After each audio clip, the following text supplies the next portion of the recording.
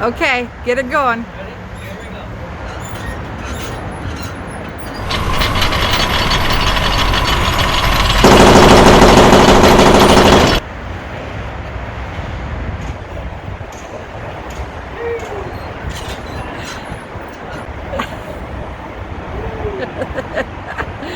Okay, now stand up and give me a high five or something like that. Oh yeah. Did you get them? World War II, they're all dead. Yeah. Okay.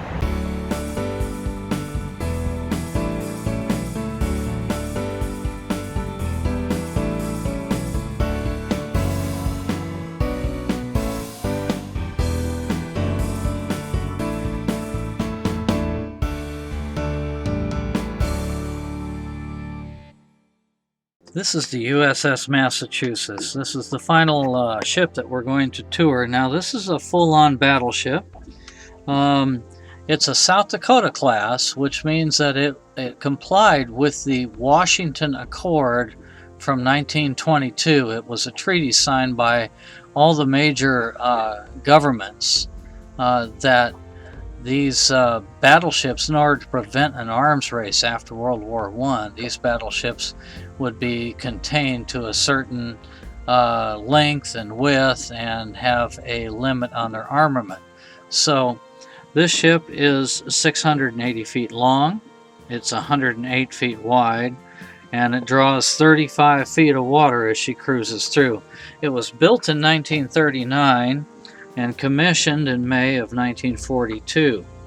Now my favorite part about this ship is that it was decommissioned in 1947, which means that all of the armament, everything you're going to see, is real World War II stuff. In comparison, if you go to see the Mighty Mo, for example, out in Hawaii, that boat was retired in 1993 or 1995, something like that, so all of the armaments on it have been modernized. This is all original equipment, and they let you go anywhere on the ship you want to go. Very few limitations or restrictions as to where you can go and what you can see. So you're in for a great tour. Out of all the battleships that I've toured, this is by far my favorite. Let's take a tour of the port side. We'll start with that. There's the 16-inch gun turrets. There are two on the front bow, plus there's anti-aircraft battery on the very front of the bow. As we look around here, these are called a Beaufort anti-aircraft station, and there are 6 of those with 4 barrels each. So yeah, you got 24 barrels of 44 millimeter anti-aircraft gun. There's another Beaufort station up there, and now we're getting back to the 5-inch guns. These can be aimed at either land-based targets or targets on the water, so they were called a multi-function gun, 5-inch. Now let's see, there are 10 of those Mark 12, they call them a Mark 12 5-inch gun turrets. So that gives you 20 of those 5-inch barrels. All told, there are 88 barrels, gun barrels, on the deck of this boat. So whatever she went after was completely destroyed and devastated. As we go towards the back, towards the forecastle here, we're going to see a little shot of a crane all the way in the back. You'll see it. And that was to recover the 3 aircraft that they used to launch off the back of this boat. So we're going to go into kind of an in-depth study of that. Here's some more of the Beaufort gun emplacements, and 3 more 16-inch gun barrels off the back deck. So, and more anti-aircraft guns way on the back. Those are the ones that you saw in the opening. They let you spin them around and raise and elevate the barrels and do all kinds of fun stuff. So let's move on to the catapult system and recovery of how they got those planes on the deck. Okay, one thing I've always wanted to know is how did they get these planes back on the back of the airplane once they launched them? They obviously turned the boat into the wind, and it had a catapult, and that would shoot the plane off into the clear blue sky. So now I figure now they've got a display here. So the plane lands on its pontoons behind the boat, essentially. Okay, and there's a sled of some kind. Looks like a net sled that's towed behind the boat. And the plane comes up on that sled. There you go, right there. That catches a hook, so the plane is being towed. Then you can shut the motor off. And now they hook the cable up. And they lift the plane and set him back on the launch platform. Ready to go again. Put a little fuel in and up and away. Pretty cool. So here's the main armament for the Massachusetts and for all other big battleships of the World War II era. Okay, they used a 16-inch diameter projectile which would travel over 22, I think, maybe even 23 nautical miles. And the barrels were 60 feet long. They could be elevated to a 45-degree angle, rotated, all the way around. The 16-inch turret was not just the part you see on top. Now that was protected, the part you see on top, by 18 inches of steel plate, so that shells of a similar size could not penetrate that turret. But what's really unique about these guns is what's down below. We're going to take you on a little tour of the powder and magazine room, which is below the waterline now. And the idea of having the powder room below the waterline is that in case of fire, this whole area very quickly could be flooded. And they just open a couple valves and she just flood it right out.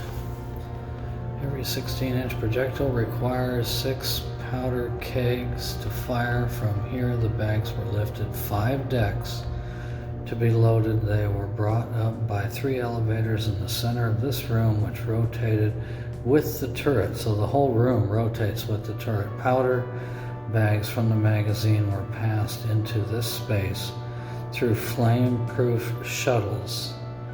If a bag tore or split open, it was quickly put into a nearby water tank to prevent explosion. As soon as we got in the handling room, we were locked in. Come hell or high water, you were locked in until the battle was over. Holy shit. Wow.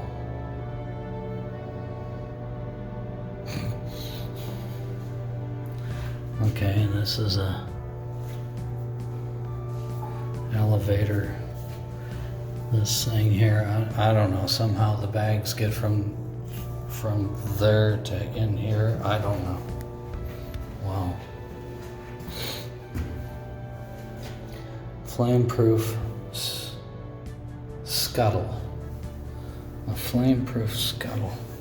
These must be the buckets of water. Water tank, yeah. So this whole room rotated with the gun.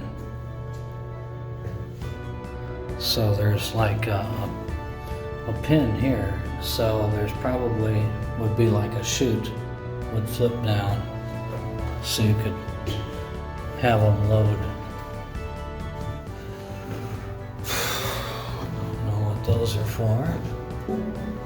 Isn't it funny too? And those are the elevators. So it took 6 of those powder kegs to fire 1 shell. I thought it was only 3, but anyway. Whatever.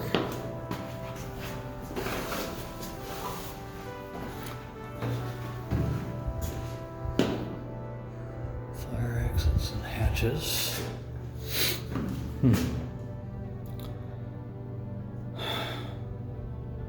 So if the ship sank, you're dead. You're a dead man in here. Wow.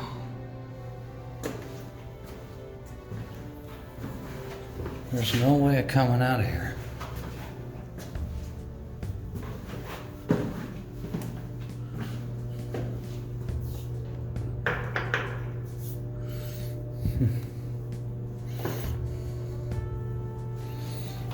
Incredible. So this is the 16-inch powder magazine.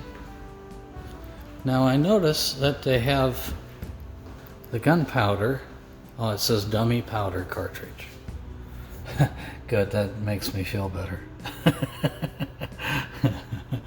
I was thinking, man, if this thing's full of live gunpowder, that would be not very good. Even though, honestly, it smells like gunpowder in there. It really does. The air coming out of there smells like gunpowder. My grandfather used to reload his own shells. And that room has that distinct gunpowder smell. So, you're working in a room where gunpowder is rolling down there. They call this the plotting room, and this is how they would calculate the firing solution for those big 16-inch guns. And those guns were mainly used for bombardment of land, objects on land. So they would travel up to 26 miles, those shells would. So these primitive computers, which probably don't have the processing power of this cell phone, they're the ones that calculated the firing solution for those big guns. And I think this is for the 5-inch guns. Let's get to the nuts and bolts of what makes this big ship move through the water. This is the electric distribution room where all of the circuit breakers are for electricity throughout the ship. Now we're going to get to the boiler control. Now there are 4 big boilers aboard this ship. There are 4 motors. And the fuel mileage on this ship is not all that good, as you can possibly imagine. Let's see here. At 20 knots of speed, it burns 3,150 gallons of diesel per hour in order to keep those boilers running. I'm going to explain how all that works in just a moment. Well, here we are, finally, in the engine room. Okay? So what they would do is the first thing they would do would be bring water aboard and purify it by distillation. And then that water would go into large tanks, and then the water would be piped either for drinking water or into the boilers. Now, this is not a boiler. This is actually the end result. This is a turbine. So just think of a jet engine, a modern jet engine. That's basically how this works. So steam would come in at 850 degrees, boiling hot, under extreme high pressure through these tubes right here, and it would go into the front of the turbine blades, and the turbine blades would spin, and the more steam they produce, the more pressure you got going, forcing over those turbine blades, then the more RPM you would get.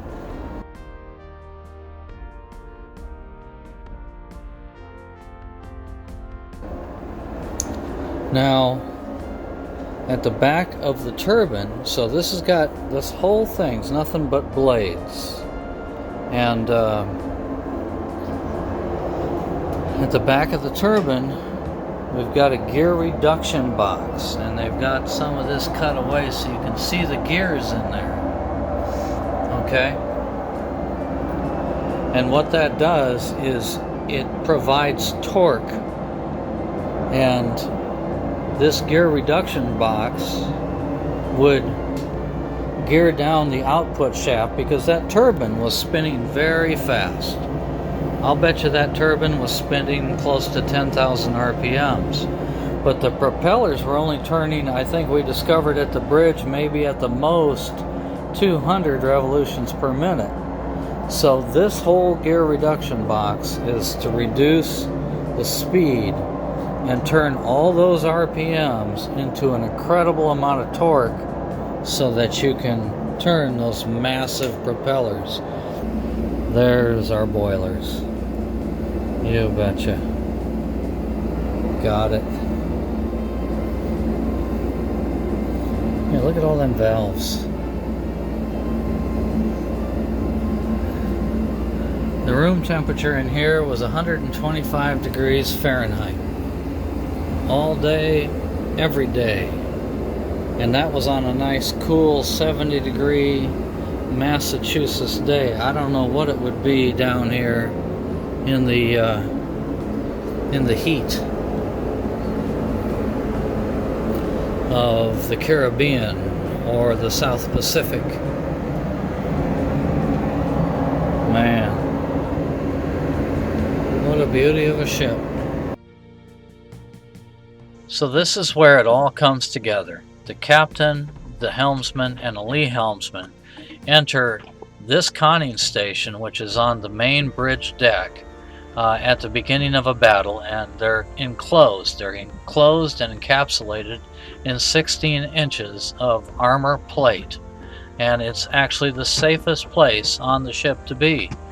They close those doors, and from there they can view what's going on around them using two big periscopes, and also they're getting reports from outside the ship or outside the room from other stations. Now the lee helmsman, he conveys orders to the engine room and other places around the ship that the captain gives him as far as orders go.